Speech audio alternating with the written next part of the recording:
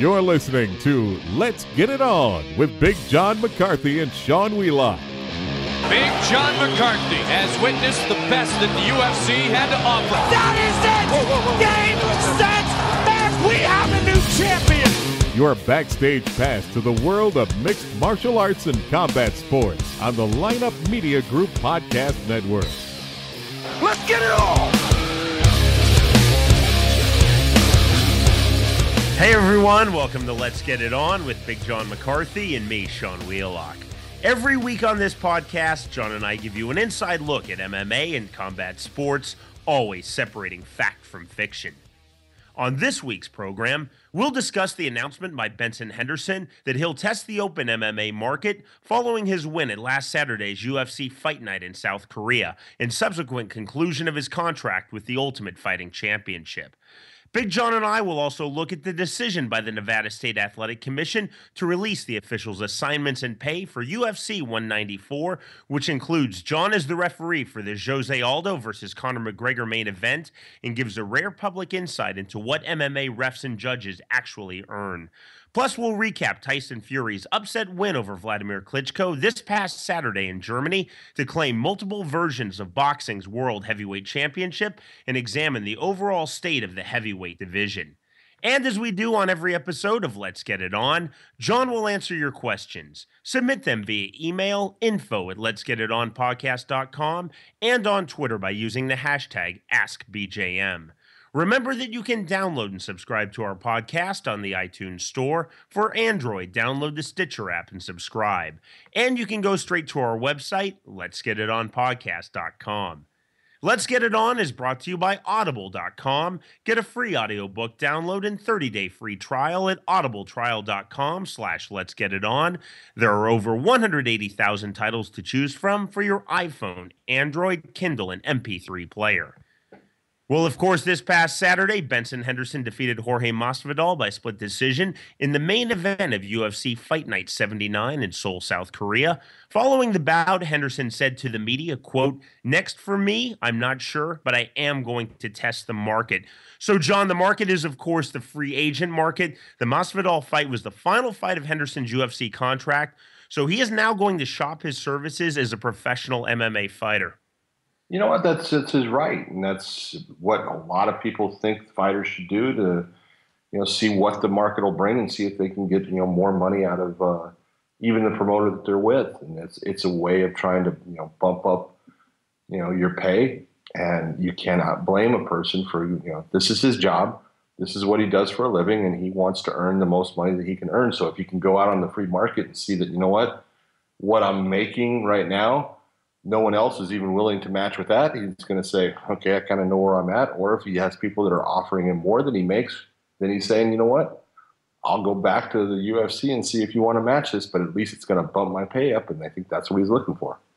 I've always been an open market person. I think that choice is a great thing. Opportunity is a great thing. I know there's a school of thought with MMA fighters that say, we want to see the best fight the best. So we want to see all of the top guys in the UFC, but perhaps because I work in this industry like you do, I like the idea that people can go out and they can literally shop their services, whether it's a fighter or whether it's a television commentator. I'm kind of in the same situation, although through much different circumstances, but I just did one championship. I have Victory coming up. I have Titan coming up. It's a nice opportunity to be able to test different things and find where you want to land. And that's what Henderson is doing. He's extremely marketable. He's only 32 years old, former UFC lightweight champion. He can win at welterweight. This could be a really big signing for Bellator or One Championship or World Series of Fighting or back to the UFC. Absolutely. Here's the point. And this is what people don't think about when going out on the free market is not an easy thing in any way, or even just negotiating a contract with, your promoter that you're working with. If it was Benson with the UFC, let's say he's going back to the UFC. It's one of the worst things to have to deal with as the fighter, because you're putting a price tag on you, okay? And you're saying that, you know what? I think that I should make, $250,000 a fight, $300,000 a fight, $400,000, whatever it is. And you have someone coming back and telling you, no, you're not worth it. And it's a horrible position to be in because you actually have a number that you're valuing yourself at, and then someone could possibly be coming back to you and saying, no, you're not worth that number. And so it's not an easy thing to do. It sucks. But at least in the free market where you have the ability to go to multiples, it's not just one entity's or one person's opinion of what your value is. Now you're going to go out and you're going to see, you know what? Let's see what the free market is. Let's see what ONE FC thinks that I'm worth. Benson is, half Korean. It might be a place that, they look at saying, hey, this is a person that we can have fight for us. He's as good as anybody we have on our roster, if not better. And you know what? Bring him to the Korean public and let them get in love with him, basically the way the UFC just did in fighting him in Seoul, Korea. It's a good idea for ONE FC. For Bellator, hell, right away, whether you put him in the welterweights or the lightweights, Benson Henderson against Ill Will Brooks, I would love to see. Phenomenal. Yeah, I mean, both these guys, they're very, very similar in the way they fight. And you look and you go, hey, that's somebody that Bellator should sign. And, a lot of people sit there and say, crap about Bellator. Oh, they sign old UFC fighters. Well, if they sign Benson Henderson, he's not an old UFC fighter. This is a guy that's, coming off of wins. He was the lightweight champion. He is a phenomenal fighter. That's a great signing. And that's a signing if they do it. That's, saying, that they want to be competitive in putting on fights with some of the best fighters in the world. So it's a difficult situation for Ben. It's not easy. It's not what this is like a money grab. It's not. It kind of sucks because you have people actually saying, you know what? Yeah, you're worth that, or no, you're not worth that. So Henderson, 4-3 in his last 7 fights, but back-to-back wins. One could make the argument that he is no longer in the prime of his career. I'm not sure that I buy that because he faces top-level competition. And to me, he's someone who could again be a world champion, whether that's in the UFC or Bellator or ONE Championship or World Series of Fighting. I think he is an elite-level fighter. If he were to go to, say, Bellator, where I was the commentator for 5.5 years, that's almost a tipping point moment to me because this is someone who I think is extremely relevant. I personally think, despite that 4-3 record in his last 7 fights, he is very much in the prime of his career. And sometimes it just takes one, and then other athletes will follow, be that MMA or the old AFL, NFL days, or if you look at moves around in soccer, when players started going from, say, Italy to England in the 1990s. Sometimes it just takes that one. It's true. Well, you already had the one, and I think that's part of what has occurred here. This goes back a little bit farther. Gil Melendez was going to make the switch, if you recall. He was offered a contract by Bellator, and the UFC ended up matching that contract. And now the UFC will always have the right, when they have that person under contract, to have them come back and match, or exceed whatever the contract is that the athlete's being offered. And so that means that they get to keep the athlete. But you look at this whole situation, it's good for the sport. Phil Davis just went from the UFC into Bellator. He's in Bellator now. That's a big switch. And these things are going to happen. And it's going to be impossible for the UFC to keep all of the fighters that they have, under contract with, exceeding expectations of money and things like that. They're a business. They've got to look at this thing in a business fashion.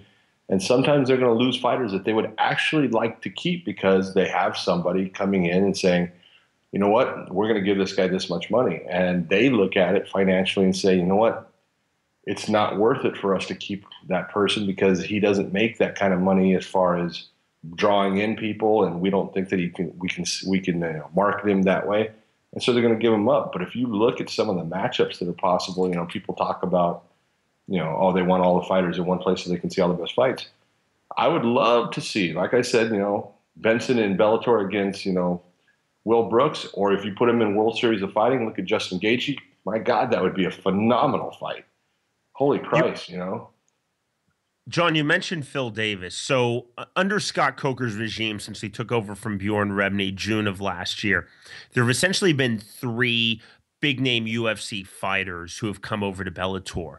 But one could make the argument that they were on the downsides of their career. I'm not making that argument. I'm just saying one could. So Phil Davis, he had lost 2 of 3 in the UFC when he came to Bellator. But again, this is high-level competition, and he's not getting squashed. Josh Thompson comes to Bellator, 3 straight losses in the UFC, just 2 wins in 7 fights. Melvin Guillard, UFC, then World Series of Fighting, then to Bellator, but he entered that promotion, Bellator, 3 wins in his last 10 fights. That's where I think someone like Bellator wants to be very careful, trying to raise themselves up. And I know Bjorn Rebney was hypersensitive about this. Let's not get guys who are stars, but are really stars from a past era. Maybe you saw some of that with Tito Ortiz, no disrespect, Stephan Bonner, no disrespect, even Rampage Jackson, no disrespect. But that's the fine line. It's great to have stars, but you want to have relevant stars. We've been talking a lot about this over the last few weeks with Ryzen FF and Tsuyoshi Kosaka and bringing back Fedor Emelianenko. It's a fine line because you have to remember we're in the year 2015. We're not in the year 2008. Yeah, but I mean, when you're looking at, when you're looking at Tito Ortiz and when they signed Tito, Tito's an older fighter, and he's absolutely, definitely not at the pinnacle of his career. His career is, as far as it's tailing off, and he's going to be ending it. Same with Stephan Bonner when they brought him back. But when you look at, Josh Thompson, Josh is an older fighter, but if you look at those losses, there's only one that was a loss. When he fought Tony Ferguson, his last fight, and sometimes things just don't work out for you, right? But he got beat by Tony Ferguson. That was a definite loss. But, the other fights, he fought Bobby Green. That was a split decision. Many people thought he won the fight. And then the other one was he fought Benson Henderson and broke his thumb in a fight that a lot of people thought he won that fight also. And so, he wasn't getting squashed either, and he was fighting top-level competition. So the pickup of Josh Thompson for Bellator, that's a quality pickup. Josh Thompson can fight with anybody. Fully agreed. And, the real question when you're looking at Bellator's got, different types of fighters. They do. They look at the sport differently than the UFC. The UFC looks at the sport, almost solely based upon, obviously they want entertainment, but they look at it as a sports enterprise, and they look at it as a sporting competition, and they're looking at putting the best versus the best all the time. They don't do a whole lot of, hey, this fight will be fun. Now, they do that sometimes, and they're obviously going to have something, when they bring in Phil Brooks, let's see what happens with this. They've done it with, James Toney when they fought Randy Couture. But for the most part, the UFC is almost a straight down the line. This is a sport. This is a sporting competition, and we're going to get these guys fighting so we have people get to the point of who is the best. Bellator does it a little bit different. Well, and to your point, John, with the UFC, look, you're constantly seeing the rankings on television. Number 15 versus number 8. Number 12 versus number 9. It's almost like college basketball or college football. I don't want to use the word obsessed, but they're very motivated. And I don't know if that's coming from the UFC. My guess is it's actually coming from Fox Sports, but they're very motivated to push forth those rankings. And again, that's saying we're a legitimate sports enterprise. We're not just making freak show fights or fun fights or novelty fights. These fights are all leading to something, and that's a world championship bout. Yeah, and there's nothing wrong with that. And that's, a lot of people look at that's the only way to do things. And Bellator looks at it with Coker under being the leader of that company. He looks at fighting as, yes, it's serious, but it's also entertainment. And we want to put on interesting fights. And so interesting fights sometimes are not going to be number 1 against number 2, even though that to me is an interesting fight. They're going to look and say, we want to have fights people would just look at and say, who would win if so-and-so fought so-and-so? And that's the kind of fight sometimes that they do, and there's nothing wrong with that either. That's what the fighting world, that's what the sport of combat sports can do comparatively to, that's different than what the NBA or the NFL or Major League Baseball can do. Those entities only have one chance to have a fun game. They do the fun game when it's the Pro Bowl, All-Star weekend. That's the time that, you see the fun things with, the NHL puts on their All-Star. They do the shootouts. They do all the, different things. That's the fun game. And guys don't, they don't play that serious. Trust me. You go to the Pro Bowl for the football. They're not hitting as hard as they can. It's just, look, it's a different game. That's the time that those entities that take sport very serious and have, this winning attitude towards everything, they have one chance to do that fun thing. Well, in fighting, there is more chances to put on just fun events based upon, I wonder who would win this. And that's what, some, Bellator does. World Series of Fighting does it a little bit. And, I think ONE FC has got, they do it to a point, but Bellator is the one right now that's showing that difference. And that's what you're going to see with Ryzen. And with Ryzen in the mix, too, with Benson Henderson. The interesting thing, though, about Ryzen for me is that Nobuyuki Sakakibara, the former head of Pride, now the head of Ryzen FF, has stated that they plan on doing 4 events in 2016. Basically 2 shows in 1 week in August and then 2 shows in the final week of December. It looks as though to me that their strategy is getting a lot of fighters on loan, be that somebody like James Thompson, who's under contract with Bellator, or Shinya Aoki, who's under contract with ONE Championship. So I don't know if they have the infrastructure right now to sign Benson Henderson. Maybe it's a situation where you can sign a contract with 2 promotions if Ryzen has a partnership. It really is an interesting time in MMA. I think the last time we saw this legitimate free agency situation was probably the early part of last decade when the UFC was trending down a little bit and Pride was trending up and up and up, and fighters were leaving the UFC to go to Pride. Yeah, but I mean, you can look at, let's take a look at it in reverse, and it'll tell you about the way Sakakibara does contracts. Is if you go and look back to when Pride was bought by the UFC, many of the contracts that the UFC ended up obtaining through Pride were open-ended contracts, meaning the fighters could fight for other promotions. So when you're looking at that, I'm sure that's what they're going to do now. There was very few fighters that they had full control of. They had a ton of open-ended contracts where, yes, the fighter was contracted to fight for Pride, but they were also open to go to other promoters. And I think that's what, Ryzen's going to be trying to do. They're going to mimic or mirror what they did before.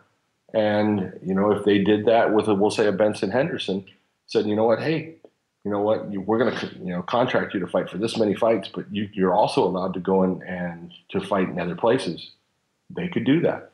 And that's extremely attractive to a fighter. Some of the early Bjorn Rebney contracts allowed that. Hector Lombard was able to fight in Australia. Alexander Shlemenko continued to fight in Russia.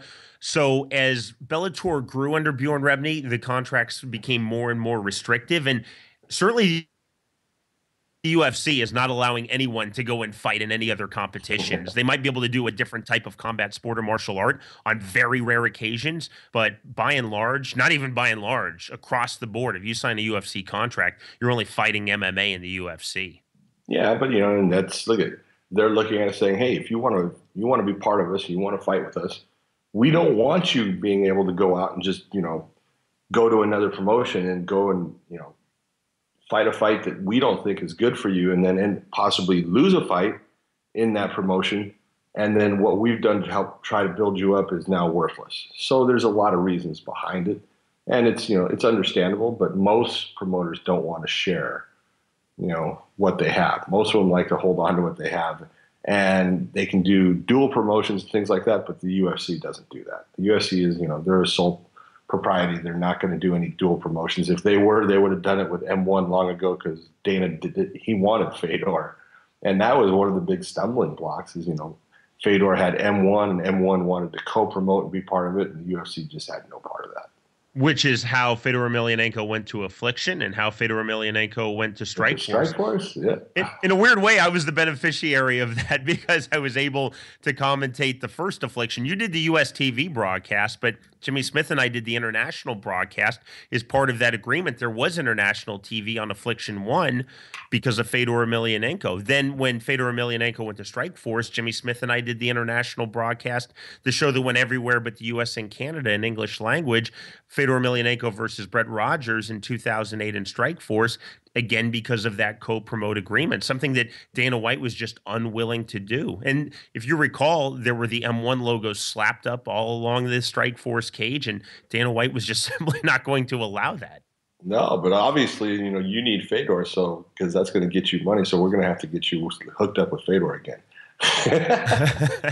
Get you a job. Yeah, everywhere Fedor went, you had a job. That's pretty good. I like that. Yeah, I was hoping for Ryzen FF, but we'll wait and see on that. I think with the US TV partner, that's probably not going to happen. But John, so much of the online speculation with Benson Henderson has basically come down to he's going to Bellator or he's going to re-sign with UFC. To me, the wild card in this isn't Ryzen. It's not World Series of Fighting. It's one championship. And I have a different view of one championship because I just came back from Beijing. I did my first show with them. I'm not just saying this. I was blown away by the promotion. Not only was I treated extremely well, the professionalism, the attitude, the people who were working there, such as Victor Cui, the CEO, our buddy Matt Hume, one of the greatest submission specialists of all time, an amazing trainer out of Seattle. It's a first-class organization. What struck me too with one, which I don't think I fully grasped until I worked for them last month, they don't want to be the UFC.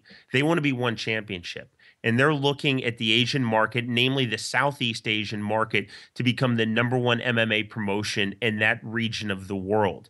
They definitely are doing well. They're getting big crowds. Ben Askren signing there from Bellator was a major, major announcement for them. I know Askren loves it in the promotion. And I think that there's going to be, I don't know if there's going to be a formal offer. I have no idea of that. But I think there's going to be some talk to Benson Henderson, or at least to his people, that you might want to look at one championship because they treat their people really well and they're doing things right.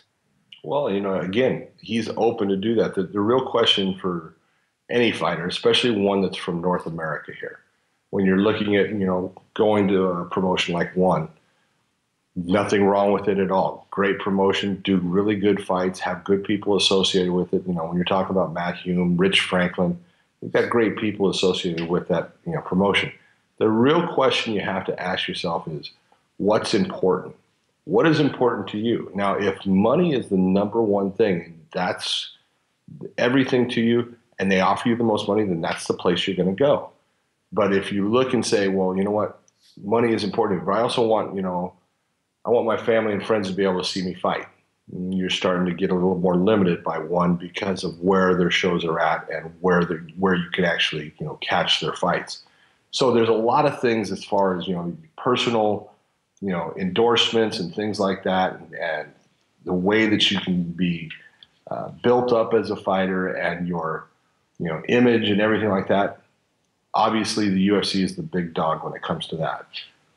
John, there's no question. And certainly from a North American perspective, a lot of fans are so UFC centric. And I think, look no further than Rickson Gracie and Royce Gracie. You have firsthand knowledge. You know how much better in every aspect Rickson was than his kid brother Royce. And yet to the average U.S. or Canadian MMA fan, Rickson Gracie, I'm not sure who that is. Royce Gracie, oh, the dominant champion, because Royce fought in the UFC and Rickson never did. Exactly. And that's part of what you have to look at if you're Benson Henderson or anyone in going to a promotion such as Ryzen or ONE FC, one that is based out of Asia. It's going to be a different context. You're going to drop off the face of the earth. Ben Askren right now, for the most part, I know who he is, and hardcores are going to know who he is, but he's fallen off the face of the earth because there's no casual fan that knows who Ben Askren is. And that's part of what comes with who you sign with. And it's just, it's a personal choice. It doesn't mean anything to me. If someone wants to go to ONE FC, great promotion, go fight, go have fun. But you're looking at saying money is the big issue for me. I want to be paid up front, and I'm going to take that money, I'm going to stash it away in different things, and I'm going to invest it. And that's how I'm going to have my living for the rest of my life. Great, do it that way. And I think that logic follows through, at least through a lot of North American fans' minds, and let's be honest, worldwide fans' minds, that if you're not in the UFC, you're somehow less than. And I certainly don't hold this view. I fully recognize, as they should be, that the company our buddy Art Navy started, UFC, is the clear dominant number one in MMA. But it doesn't mean that everything else is minor league or less than.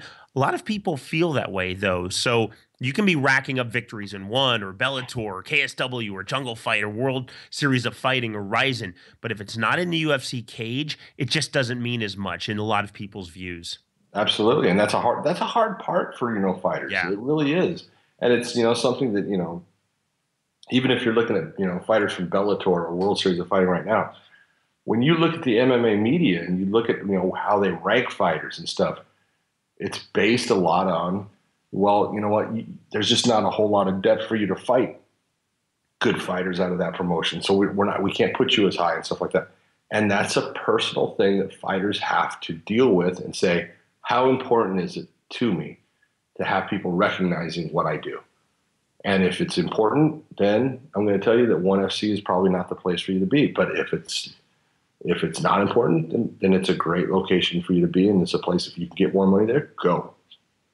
John, as a final point, and just to follow up on what you're saying, you really hit on it. It comes down to what a person wants. I got to know Ben Askren fairly well when he fought in Bellator. I really like Ben Askren a lot. His wife, Amy, comes from Kansas City like me, so we were naturally going to hit it off. Ben went to Missouri. My mom went to Missouri. We had a lot of things in common. We definitely hit it off. And I have a little bit of understanding into Ben Askren. I'm certainly not in his inner circle, but he's motivated by other things than just, oh, I'm a UFC champion. He was in the Olympics. He was a two-time national champion in Missouri in wrestling. He wants to make money. I know he talked about wanting to travel when he was in one championship.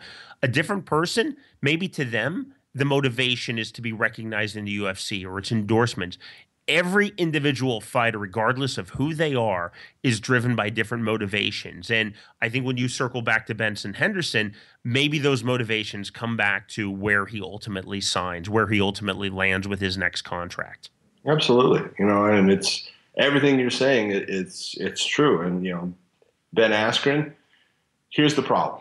No matter what, if you ask Ben Askren, would you like to fight in the UFC? Yes, he would.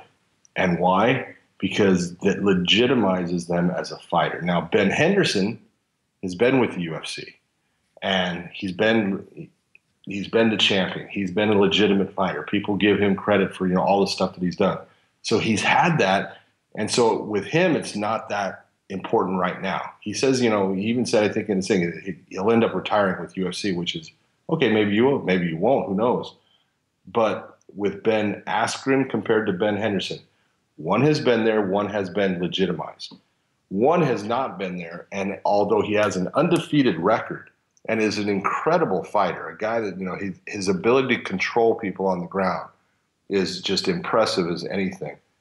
He has not been legitimized by a lot of people and even the press because they keep on saying, well, he hasn't fought the top-level competition, meaning he hasn't fought in the UFC, and that's what's going to legitimize him as a fighter in a lot of people's mind. Now, in his mind, he could look at it and say, I don't give a shit. And that's fine. But a lot of fighters do. I think Ben Askren definitely has that mindset. Well, on Monday, the Nevada State Athletic Commission announced the officials who will be assigned to UFC 194, set for December 12th in Las Vegas. I'm really happy, John, that you will be the referee for the main event, Jose Aldo versus Conor McGregor. It's the UFC featherweight title unification bout. It might just turn out to be the biggest fight pay-per-view-wise in UFC history. Now, in a surprise move, Nevada also announced the pay that the refs and judges will receive to work this card, which includes the $1,900 to you, John. Thus, finally, I think, dispelling the long-held myth worldwide that you earn tens, if not hundreds of thousands of dollars per fight. Man, I tell people all the time, I get, how much can you make being, it's like, hey, if you do this for the money, then you're doing it for the wrong reason. If you're asking that question, it's not for you. Exactly. And what the whole point is this.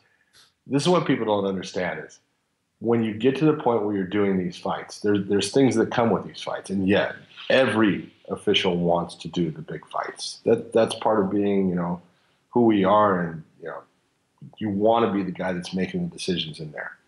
But with it comes a huge responsibility because how many eyeballs are on that fight? And if you screw it up, you're going to be ostracized and tagged with it forever. So you have to be someone that can handle the pressure that comes with it.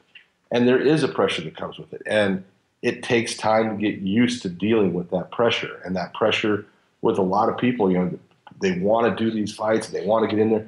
And then when they finally get the chance, that pressure is on there. And it's a self-imposed pressure, but it crushes them.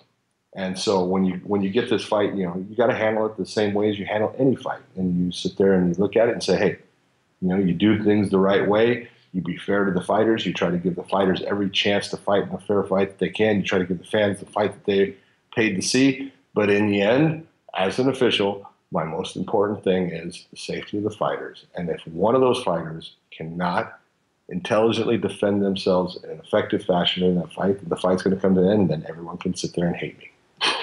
John, I'm not just saying this because you're one of my closest friends. You definitely deserve that assignment. I also think you deserve a lot more than $1,900, but I know this industry, and the vast majority of people officiating MMA are earning less than $1,000, and often is the case less than $500. There's just not that lucrative pay, but it's not about the money. And I bring up the $1,900 not to say, oh, you deserve more, or to get public sympathy. I know I deserve more. Come on, let's go. A lot of people listening are saying, I would pay the UFC $1,900 to referee that fight or just be on that card. But I think it's always fascinating to see what people earn in any industry. As humans, I think we're kind of hardwired to be interested in other people's finances, regardless of what it is. And I just like the fact that Nevada is actually pulling back the curtain and saying, this is what we pay our people, because it's pretty unprecedented. We don't do that in Kansas, my home state. Yeah, well, a lot of people don't like it. A lot of people think it's wrong that you sit there and put out someone's pay. I don't care. I'm pretty open and honest about what I make. If someone asks me, I'll tell them. And it's because, hey, so you know what I made for the fight. And trust me, I get people coming up going, are you crazy? You should get paid a lot more for that. I wouldn't do it for that. Then don't do it. No one's asking you right, to. Exactly. I don't know what to tell you. It's a matter of, when it comes to officiating, I get paid, anywhere from zero, because I do a lot of fights for free. But, small shows, we're talking, you're making, if it's amateur stuff that I'll do at times, you're talking about $100. You're talking about $250, $350, $400 for all these shows, not every show we do is a big show. And, I had someone, said the other day, they said, so-and-so saw you at this fight. They were like, why is he doing fights there? It's because I love fights and I love doing my job. And the pay is not what I'm really doing it for. Obviously, I like getting paid. I'm not going to sit here and lie to someone. But, to sit there and say, I would do it for free anyways, I probably would. Okay. Now, I don't want to sit there and tell, a bunch of promoters that. But I love the sport of MMA. And so as far as how much we make, if they put it out there, they put it out there. Look at Nevada pays more for a championship fight than any state pays any official. So that $1,900, that is the most that you're going to see. Thank you very much, Nevada. It's very nice of you to give us that much. I appreciate it. Obviously, if you get into other sports, you're going to get, there's a whole lot more involved with how much sometimes guys will make. You said you would do it for free as a commentator. I would do it for free. I hope my agent isn't listening to this podcast. We obviously have families and we have mortgages and we have bills, but it's a passion project.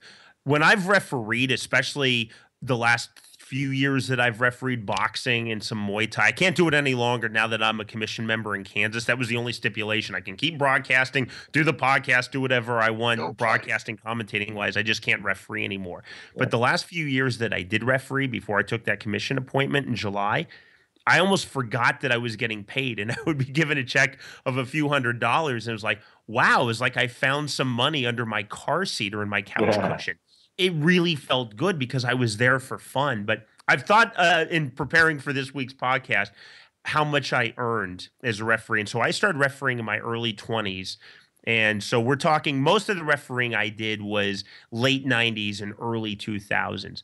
I believe the most that I was ever paid, and I never did anywhere high-level world title fights. I did a USBA fight and I did an NABF fight, but never world title fights.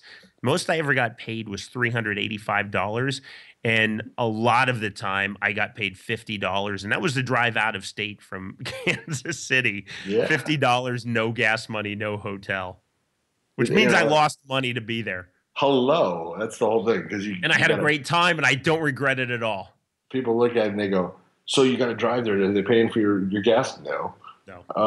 What about your food? No. If you end up having traveling, where, you fly and stuff. Yes, the promoter pays for your flight. Yes, they'll pay for your hotel room. That occurs all the time in the sports. But for the most part, when we're driving and stuff, hey, that's all on you. And in the end, you can actually be making less money than you're actually putting out. But do you want to be part of combat sports? Is this something you love doing? We don't do this because we become rich off of it. And everyone thinks we get rich off of it. We don't get rich off of it. It is the ability to have that opportunity and honor to be able to step into that cage or that ring with high-profile championship fighters that bust their ass to get to that point. Well, you're busting your ass to get to that point too. And when you make it, it's an accomplishment that, that's the kind of things that you sit there and later on in life, you go, I was able to get to that. It's all about experience. I agree. The last thing that I want to bring up on this point, John, so you're getting $1,900 with apologies to Holly Holm's win over Ronda Rousey. I think that Aldo versus McGregor is going to be, statistically, in terms of pay-per-view buys, the biggest fight in MMA this year, if not the biggest pay-per-view fight in the history of the UFC, the history of MMA in North America. But you're getting $1,900. Kenny Bayless for the biggest boxing of 2015, Floyd Mayweather Jr. versus Manny Pacquiao, also in Nevada, $25,000. I understand it's boxing. It's not MMA. It's a much bigger fight. The pay-per-view, the gate, the ticket prices, but $1,900 versus $25,000, John. You know what? I'm going to tell you straight up. Kenny Bayless deserved every goddamn cent he got. Because, again, here's what people, are looking at. If Kenny Bayless screwed up that fight, now, Kenny did not screw it up. The fighter screwed it up. But, there's a ton of pressure that's on Kenny. And the Nevada State Athletic Commission, when deciding who they're going to give that fight to, they have to trust the official they're giving it to because of how big that fight was. And look at that fight did pull in an incredible amount of money. And so his pay should, get bumped up to a point where it's at least somewhat commensurate with what that, fight is making. The fighters were making, $400 million for Floyd, right. $300 million for Manny. You look at the amount of money that was brought in for it. Kenny Bayless deserved every cent that he got. I do not, look down on the fact that, he made 25 and I'll make 19. I'm very happy with my 19. I have no problems with it. And if Kenny gets to do another fight that's as big as Mayweather and Pacquiao, he deserves $25,000 again. You are such a good person, John. I really make most of you. No, I'm serious. You really are. You have no capacity to ever be bitter. You're like me. You recognize that we kind of hit the jackpot. And we kind of live charmed lives, knock on wood, and there's no reason to ever complain. There isn't. If you sit there and you go, well, he got it, I should get it. Bullshit. You know what? That's just not the way life is, and it's two different sports. And it's at this point. Hopefully McGregor and Aldo does incredible numbers. Hopefully it has the biggest gate. Hopefully it has the biggest pay-per-view. I hope that the UFC makes a ton of money. I hope that Aldo and McGregor make a ton of money. But I'm really not there for the money. I'm there because I love doing what I do. Well said. Still to come on this week's episode of Let's Get It On, Big John and I will examine Tyson Fury's upset win over Vladimir Klitschko this past Saturday in Germany to claim multiple versions of boxing's World Heavyweight Championship, and we'll look at what this means for the entire heavyweight division. Plus, we'll answer your questions submitted via email and Twitter. With John McCarthy, I'm Sean Wheelock. You are listening on. Hey guys, if you're a fan of Let's Get It On and want to show us some love and support our podcast, before your next Amazon purchase, go to our website at letsgetitonpodcast.com and click the Amazon banner on the right-hand side of the page. It doesn't cost you anything, and there are no extra steps to go through. But doing this supports the podcast and allows us to continue to bring you great content every week. Remember, before you shop on Amazon, go to our website at letsgetitonpodcast.com and click the Amazon banner on the right side of the page. Thanks a lot. Let's Get It On is presented by Audible.com. Audible is now offering a free audiobook download with a free 30-day trial to give you the opportunity to check out their service. To download your free audiobook today, Go online to audibletrial.com/letsgetiton. Again, that is audibletrial.com/letsgetiton for your free audiobook. When looking for new and exciting clothing concepts, look no further than Lambs to Lions. Lambs to Lions has great designs that incorporates the past from boxing with the new and exciting evolution of MMA. We all start out as lambs, but with time, training, and hard work, we can all become lions. Be part of the Lambs to Lions movement and check out all of their great designs. You can get your Lambs to Lions gear at the Las Vegas Fight Shop or go to lambstolionsbrand.com.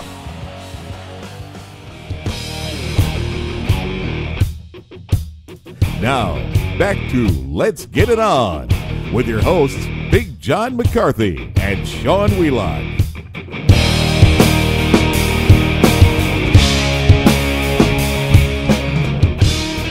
Every week on this podcast, John and I answer your questions. Ask away via email, info@letsgetitonpodcast.com, on Twitter by using the hashtag AskBJM, and now by using the SpeakPipe app on our website, letsgetitonpodcast.com. And of course, as I implore all of you every week, please include a pronunciation guide for your name. John, that is happily what our first questioner did, and that puts him right to the front of the queue. Abiyurdan Oriza asks. Oh, my God.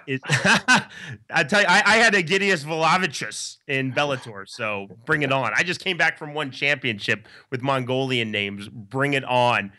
So he asked, is there any special preparation, John, you as a referee make for a fight? Do you study each fighter to understand their style, habits, and tendencies to better help you oversee their matches? And he follows up, and Sean, will there ever be any more Brazilian shirt names? A few of you in the audience get the reference. For a long time, I did the World Football Phone-In on BBC Radio 5. We did Brazilian shirt names. I have moved on from that show. If they want to do the Brazilian shirt names, it's their thing, but focused on this podcast. John, I'll explain all that to you off air. It's basically our most loyal listeners get a special nickname. Maybe we should do that on this podcast. There you go. I like that idea. So actually, yeah, we will bring Brazilian shirt names and we'll bring it to this podcast. Good idea. There you are. For his question, for the most part, most of the time, as officials, we don't know who we are going to be working with. We get our assignments usually the night of the fight when we get to the arena and the commission gets there, they'll hand out the assignments, and that's when we really learn who we are going to be officiating. When it comes to like the state of Nevada and what they do, when they have championship fights, they will always put the championship fights up to the commission for a vote on who the officials are going to be, and so it becomes public record before that night of the fight. But I always like to be able to know something about the people that I'm working with. If I have the ability to check out film on fighters that I'm going to be working on, I always check to see what they're strong at, where I think they might have a weakness, where they like to fight, to get an idea about them. As a referee, it's always good to know as much as you can about the fighter, because the more you know about them, the more you know about where they're good, where they're strong, what they can deal with. It always can help you in the fight. As a judge, it doesn't matter at all, because it's only whatever they did in the past means nothing. It's only about what they do in the present. But as a referee, if given the opportunity, and there are times when we'll have commissions that will give us, our fights a couple of days beforehand. It's pretty rare, but when they do, it's always good to be able to look up those fighters and get an idea of who you're working with. Next question comes from Greg Davis. He asks, one thing I've always found interesting in watching combat sports on television is that the on-screen timer is seemingly an estimate. Most TV broadcasts of mainstream sports will connect to the official timer and show it on their sports graphics. At worst, they'll put a camera on an official clock just to have something. But in MMA and boxing, it looks to only be a guess, which I believe is why the clock is taken off the screen for the final 10 seconds. So the viewer doesn't think the end of the round bell is hit too early or too late. Is there a specific reason the official time isn't used on the TV broadcast? Do you want this, John, or should I take it? You know what? Go ahead and take it if you want. You know the answer. Yeah, the answer is that official time is kept on stopwatches by the timekeeper.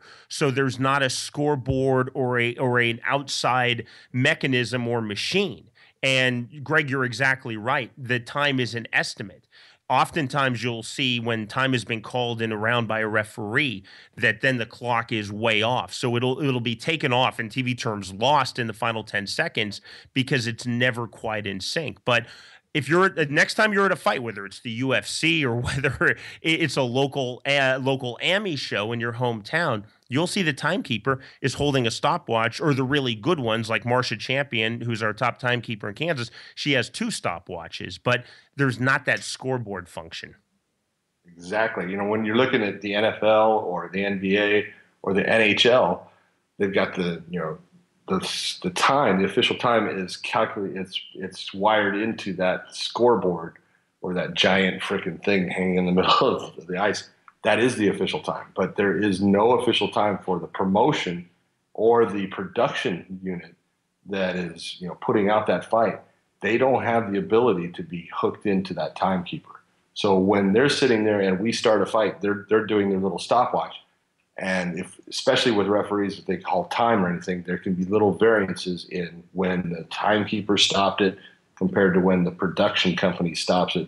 So that's why you are right. They always take it off at the end, so there is not that cry of, oh, there was a second left, or, oh, you should have stopped the fight. It is an estimate. That question does bring up an interesting point, though. What if, and it's not practical in all arenas, but or all venues, I should say, but in bigger arenas, especially ones that have basketball and hockey, you could put the official time on the scoreboard. But I guess the answer is it's never been done that way, so why change a good thing? You know what? I don't know if you could the same way, because when you look at the official time, it's usually done up in the, up at the top of the arena where they have all the controllers at. That's where the timekeeper stays. That's a great point. The timekeeper stays, and it is a function of he watches the officials and does things off of the call of the official, where in boxing or MMA, the timekeeper is sitting ringside.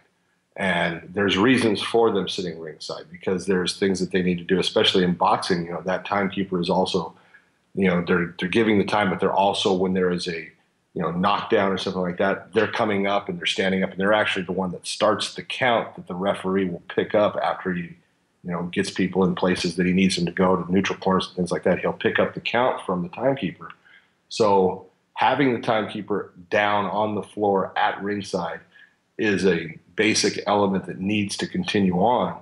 So I don't think you'll ever have that ability to do that exact same time like they do in the other sports. This question from Nels Larson. John, how much experience did you have for MMA going into UFC 2? And UFC 2, John, was, of course, your debut as an MMA referee. Second event in MMA history, and there you are. Well, how much experience do I have as a referee? Is that what he's asking? I think just overall, he's saying MMA. MMA. I think what Nels is asking is just in combat sports and fighting in general. Well, as far as all right, let's go with the true story for UFC 2. I was given the job by Rorion Gracie and Art Davie. It was mostly Rorion was the one, but I had boxed and I had wrestled when I was young and did that for a long time. And then, when I came into the Gracie Academy, I started in with just the normal training and stuff. And after a while, started doing things with Hoyce off to the side and Rorion, and eventually worked into the point where, when they would have someone come in, we would actually do little fights and stuff. But, as far as MMA experience, the MMA I knew was what was called Vale Tudo. There wasn't MMA. It was, anything goes. And so when we would fight, it would be, anything but no eye gouging, no biting, and no groin shots. That's what we would really talk about. And that's how the UFC came up with their first rule set. So I did that with them. And then Rorion, I did things with Rorion in training and, helping him with stuff. And he got to the point where, I was actually training him in things while he was training me in Brazilian Jiu-Jitsu. And he got to the point where he figured that I had no problem seeing people hurt.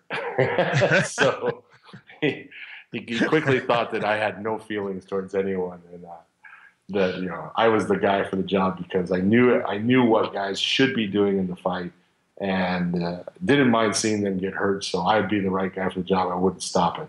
And quickly we found out I was wrong. That he was wrong about that. I did care, actually. It was hard to watch guys get beat when they didn't know how to stop what was going on. But the experience I had with, MMA was everything that I had with, real world experience that I'd had, but everything that I had with the Gracies and learning with them. My first boxing refereeing when I was a kid, I had zero training, and I mean zero training. This is the pre-commission days. And I just tried to imitate Mills Lane. Who did you try to imitate? Who did you try to beat? Because there had only been one MMA event. There had been Pancrase, obviously, and some strong style, a lot of strong style wrestling, pro wrestling in Japan and Vale Tudo, and you'd seen the Gracie Challenge at the Academy. But who did you try to emulate? I didn't try to emulate anybody. You know what's funny is, I was working on LAPD at the time, and a good friend of mine, Joe, was working with me, and he knew that I was going to do it. And he goes, What are you going to do in there? He goes, what are you going to do? And I go, I have no fucking clue. I got two guys that are going to beat the shit out of me. I'm going to sit there and I'm going to kind of look like I'm, here I'm going to, like this. He goes, yeah, but you got to figure out what you're going to do. And I said, how do you figure out what you're going to do? And look at it. I was clueless. I absolutely admit it. And luckily, my cluelessness didn't get anybody seriously hurt. But over time, I ended up figuring out exactly, what was important and how to do things. But I'll tell you what was funny is at the time, I was shunned. It was, there's a big difference between nowadays and back then that people have no concept of, and when you look at, a lot of the guys that are, doing fights now, they didn't have the ability. I didn't have the ability to learn from anybody. I had to go in there and figure things out on my own. If something worked, I tried to hold on to it. If it didn't work, if I made a mistake with it, figure out, okay, how did that mistake occur? How do I keep that from happening again? Let's move on from it. And so, now there's courses. I teach courses, Herb teach courses, Mario Yamasaki teaches courses and everything. And so there's courses that people go to try to get them past all those mistakes and everything. But at the time, I had no one. So all I could do is, I watched old boxing and, watched how, certain things that people would do. And, I learned from the Arthur McCannies, the Mills Lanes, the Marty Denkins, the people that are out there that were doing big time boxing, and Lou Flurpo. Those are the guys that I was actually looking and seeing how they handled certain things, how they worked, and I tried to adjust it for MMA. Great questions. Keep them coming from our listeners worldwide via email, info@letsgetitonpodcast.com, Twitter using the hashtag AskBJM. Well, on Saturday in Dusseldorf, Germany, Tyson Fury recorded a major upset when he defeated Vladimir Klitschko by unanimous decision to claim 4 versions of boxing's heavyweight world title. While this is a major story in the UK and a few European nations, it's largely been ignored, at best lightly covered by general sports media in North America. John, what a contrast from previous eras when a new heavyweight world champion was treated rightly as a major, major sporting event. Oh my God, it's crazy. The heavyweight division in boxing has just disappeared, and part of the reason it disappeared is the Klitschkos, and they decided to make their home base Germany, and really haven't done a whole lot of fights outside of that. They've come to North America, and North America is the place. In the United States, they kind of have felt that the heavyweight champion is theirs. And in the last how many years, in the last 15, 20 years now, it hasn't been. And so it's different. The heavyweight division is definitely not where North America, gives its, credit to. We look towards the lighter weight guys now and stuff. And it's funny that the heavyweight champion doesn't hold the esteem that it used to, at least in our eyes. A big part of the problem, as I just mentioned, Tyson Fury claims 4 versions of the heavyweight world title. Right now, there are 3 recognized major heavyweight world champions in boxing: Tyson Fury, Ruslan Shagayev, and Deontay Wilder. I'm telling you, John, outside of hardcore boxing fans, I don't think you could find 1 in 100,000 people in North America who could identify these 3 fighters by their photos or even know the names. Stop by at your supermarket or your gym or your workplace and say, who's Deontay Wilder? And he's an American. I think you're going to get some blank stares, even people who would say that they're fight fans. Well, look at it. If you understand boxing and you follow boxing, Deontay Wilder is an exciting fighter. Deontay Wilder is a beast. And you know what? People should know who he is because Deontay is phenomenal. Here's a guy who's, his knockout record is just incredible. He's undefeated as a heavyweight. He ended up beating, Stavern to take the title. He's got one section of it now. Tyson Fury has the other. He's got the WBCs. But when you watch, someone like Deontay's fights are good fights. He fights. And that's the whole thing that is important for the sport of boxing, is for a long time, and this is not taking anything away from the Klitschko's. They have been phenomenal, boxers, but their fights are boring. And most of, Vladimir's, heavyweight championship fights are going to decisions, and he's outpointing guys, and every now and then he knocks somebody out, but they're just not exciting fights. And there's no, explosion to their fights. There's no excitement. It's just boring. And they've killed the heavyweight division. Now, part of the reason they killed the heavyweight division is, what's occurring now is we have so many, good athletes here in North America that are doing things other than fighting. They're able to make big money in basketball. They're able to make big money in football. And so the good athletes are going towards those sports instead of going towards boxing. So, it's a different time. It's a different era. But there's guys out in the heavyweight division. Tyson Fury is now the heavyweight champion. Okay, absolutely. He's the champion. He's not a great fighter. He did a good job in beating Klitschko. He beat Klitschko at his own game. He stood in front of him. He's a big guy. He's long, and he gave Klitschko problems because Klitschko obviously, just it wasn't his night. But there's other guys out there. You put Tyson Fury against Deontay Wilder, I want to see that fight. I'll watch that fight because I think Deontay Wilder puts his head into the second row. All right. And I agree with you. And Deontay Wilder is already angling for that fight. I think he has a similar opinion. Trust me, he wants that fight. But there's a guy out there. So, most people don't follow boxing, on our show, but there's a heavyweight out there that I'm excited about. And, you talk about this is the first. I know who you're going to say. Well, all right. Let's see. It's your Chinese. It's your Chinese fighter. No. Nope. God, no. Taishang, no, that's not him. But Lennox Lewis was the first. If you want to say British heavyweight champion in how many years was it? And he was a great fighter. And now Tyson Fury is the champion, and the Brits are going to love it because the Brits love boxing. But they've got a guy his name's Anthony Joshua, who's 6'6". He's built like Adonis. He can hit like a truck. This guy's going to be good. I think he's about 14-0 right now, and I think he's got a fight coming up. I think it's on December 12th for the British Commonwealth heavyweight championship. But you take him and put him against Tyson Fury. Tyson's going to have a hell of a fight in that one. I think that Anthony Joshua is going to bring some excitement to the heavyweight division. He goes after people. He fights. He wings shots. He's exciting to watch. You put him and Deontay Wilder in a fight, I would pay money on pay-per-view to watch it. I remember in the 1990s when people were saying, oh, boxing is dying. It's not what it used to be.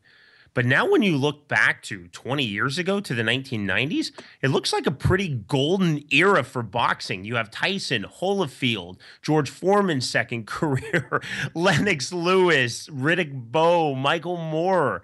It was a really good time for boxing. And I've talked about this on the program before.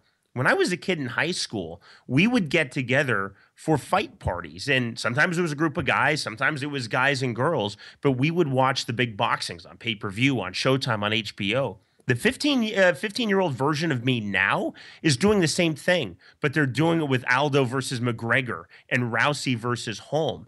I don't think a lot of 15-year-old kids who love fighting and everything about fights like I did as a kid are really that into boxing. And I think you have to look no further than the fact that, and I'll give the caveat, we are doing this from a North American perspective. We're both Americans. We do this show out of the U.S. and different countries perceive this differently. If we were in the U.K., we'd be talking about this in different terms. But from our North American, U.S. Canadian perspective, you have to look at the reality This fight was not well covered at all. It was almost an afterthought, if covered at all, by the media post-fight. Maybe one or two lines. That's really all you saw. It was on HBO, not on pay-per-view. It's in Germany, not in the U.S., and it comes on in the middle of a Saturday afternoon live on HBO. There was just no heat going into this fight, again, from our North American perspective.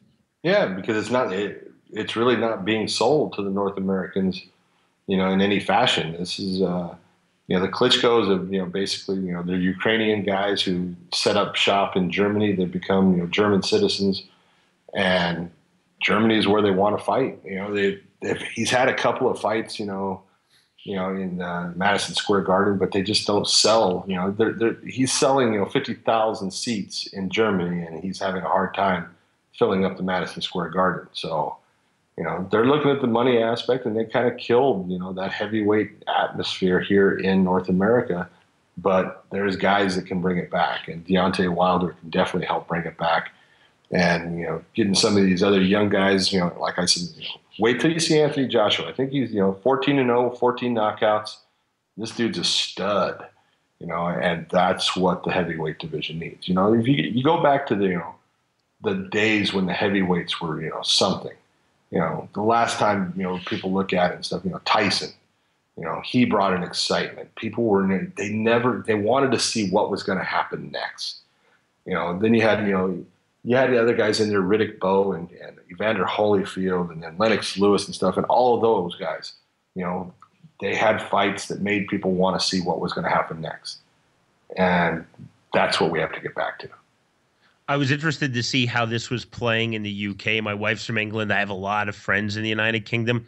So I went onto the BBC's website to read their story. Got a lot of coverage, as you would imagine. Tyson Fury's a Brit. And in the opening paragraph, the writer describes the fight as dour. What a great British English word, but also how apt. Dour. I think you want words like scintillating and electrifying. You don't want dour, but I watched it live on HBO. It was pretty dour, actually. It's a good word. Well, I watched the fight, and I don't even know the word dour. So it was dull, boring, dreary. I felt bad for Tony Weeks. My friend Tony Weeks is the referee, and Tony was having to push those two guys from hugging each other. Oh. It just got in. It was a hug fest, and it was, it just is not what the sport of boxing is supposed to be. Every week here on Let's Get It On, we bring you our poll question. You can cast your vote on our website, letsgetitonpodcast.com. Last week we asked, are you in favor of one night, 8-fighter MMA tournaments? 59% of you voted no. This week's poll question, do you feel that this is the worst era in heavyweight boxing history? Let your voice be heard. Vote yes or no on our website, letsgetitonpodcast.com. There have been lean times and there have been transitional periods. This, for me, and I like to think of myself as an amateur boxing historian. I read a lot about boxing going back to the 1850s, 1860s, and the bare knuckle days, and London prize ring rules and Broughton rules. Across the board, I can't think of a worse time. And I think MMA is largely the culprit because so many great athletes who are attracted to combat sports, who would have gone into boxing a generation ago, are now going into mixed martial arts. There are some very good fighters out there, but if you look historically at other eras, for me, John, this is a pretty, I'll use the word dour time in heavyweight boxing history. Yeah, it is. It's the heavyweights have really, they've gone down, but I think it is because, the other sports and, MMA, I guess, could be one of them, but the big ones is, out of, North America, football and basketball take our big, great athletes away. And, it's, there's a couple guys out there, Dominic Brazil, who was a football player, who is, switched over to boxing, was on the U.S. Olympic boxing team. Dominic is doing good out there, and they're trying to get some of these, athletes that came from different sports that are big people because, in the heavyweights now, heavyweights are big people now. I mean, in boxing, you got to be 6'6", 6'8", all of them are big people. You can't be the Mike Tyson at 5'11" and 215 pounds. You just don't see him. Those fighters are just not able to compete with the size of some of these guys to get inside on them and to be able to land punches. So, you got to have these big people, and it's tough to find good athletes that want to get punched in the head. I read something really interesting, and it was a poll that was conducted in 1950, and it was a survey of people who identified themselves as American sports fans, survey in the U.S. What is your favorite sport? This is 1950. Number 1 was baseball. Number 2 was boxing. Number 3 was horse racing. How the world has changed since 1950. And for me, boxing isn't dying. It's not dead. It's kind of like horse racing. Horse racing is still there. It still has its subculture. It still has its hardcores. It still has the occasional big event. It's going to excite the masses, but it's just not societally, culturally relevant to the point that it was previously. People just don't get that whipped up over horse racing anymore. Certainly not like they did in 1950. And I think the same thing can be said about boxing. Largely for me, and I just use myself as an example, someone who loved all things fighting as a kid, and I still do. But those kids aren't attracted to boxing now when they're 10, 15, 20 years old. They're largely attracted to MMA. Yeah, but it's just, we've talked about it before. It's the natural progression of the way people look at things, and especially kids. What we were doing when we were kids on skateboards, look at what they're doing now. When we were, racing motocross, we were, crossing it up, kicking the back end of the bike out and bringing it down. We thought we were cool. They're doing freaking double backflips on motorcycles. Everything has stepped up, to a point where most kids look at boxing as, oh, that's my grandpa's sport. They look at it, they call it pillow fighting. I've actually had kids say, I don't want to put pillows on my hands. It's like, really? Here, let me hit you with this pillow. Hit you with the 12-ounce pillow. They look at it and they just look at it. Why would I want to do something where all I can do is punch when I can do kicks and I can pick people up and slam them down, and all the things that are associated with MMA just make it grander in their eyes and more appealing to them as their type of sport than what boxing does. And that's, in my opinion, that's going to continue to grow in that direction. I love boxing. I'll always love boxing. I definitely love MMA more. What really changed for me, John, is when I was 20 years old, I would watch A versus B in boxing. I'll do that in MMA. I won't watch A versus B in boxing any longer. I have to be interested in at least one of the fighters to watch. Year after year, I watched Tuesday night fights on USA as a kid, and then Friday night fights on ESPN too. I would just watch because it was on. I'm not that level of boxing fan anymore, but I am in MMA. This weekend, I'm going to 2 local shows in Kansas. I'm going to a show in Wichita that's promoted by my buddy David Rickles, the Bellator fighter, and then I'm going to one in Topeka, Kansas. There'll be a lot of amateur fights. I'm going to be thrilled to be there because I'm that type of MMA fan. I'm just not that type of boxing fan anymore. Yeah, I mean, that's really what you're seeing, but there's still a ton of boxing fans out there. Oh, absolutely there are. And it's not the alarmist. Boxing is dying. Boxing is dead. Boxing's never going to die. I don't buy that argument. I just don't think it has the relevancy that it did in the 90s and certainly in the eras previous to the 90s. Well, I think in any sport, no matter what sport it is, we have to have stars. We have to have people that the general public, they start to associate with. It happened with MMA. It was Ronda Rousey. All these women were starting to watch MMA because of Ronda Rousey. They didn't know shit about MMA, but they saw this woman.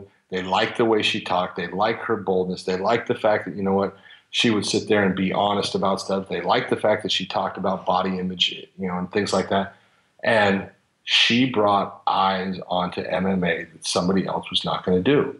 And so that's the kind of athlete boxing needs to have to start to bring more eyes to it. Now, there's fights out there that, I can't wait to see if they come about. I want to see, Canelo against a Triple G. I want to see Andre Ward against Kovalev. Those are the kind of fights that keep boxing going. If we have those kind of fights, boxing is going to be fine. It's when you get into the era of we have promoters that won't work together and we have fights where we have a bunch of fighters that end up not fighting each other. That's what ends up killing, that rush to want to see things in boxing, and it can't happen. can't happen in MMA either. We've got to have fights that people want to see. So final point on this. I'm buddies with John Brown. He was the trainer of Tommy Morrison. John, I don't know how old he is. He's probably mid to late 60s, I'm guessing. He is a real boxing guy through and through. I love John Brown. He's a fantastic guy. John's always saying to me, Sean, what are you doing with this MMA business? And you need to tell these MMA guys of yours, come to boxing. He said, especially the big guys. John says this to me literally every time I see him. He said, you don't have to be better than everybody in the world to be the heavyweight champion in boxing any longer. You just have to be better than 20 guys. And there's really something to that. Well, there is something to it. And, when you look at it, what he's saying is true, but that's not a good comment. No, and John knows that. This is with eyes wide open. This is a lifelong boxing guy with eyes wide open, realizing the place of his sport now.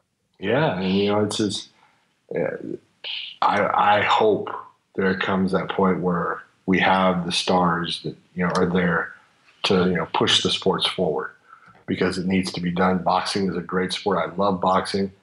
I love MMA more. I admit it, but it's we always have to be looking for those new stars to push the sports forward, because that's what gets people's attention. When you have a fighter that gets someone's attention, now eyes and ears start following them, and that's what helps grow the sports. Big John and I are back with you next week for an all-new episode of Let's Get It On, first available on Friday. Download and subscribe to our podcast on the iTunes Store. For Android, download the Stitcher app and subscribe. And you can go straight to our website, letsgetitonpodcast.com.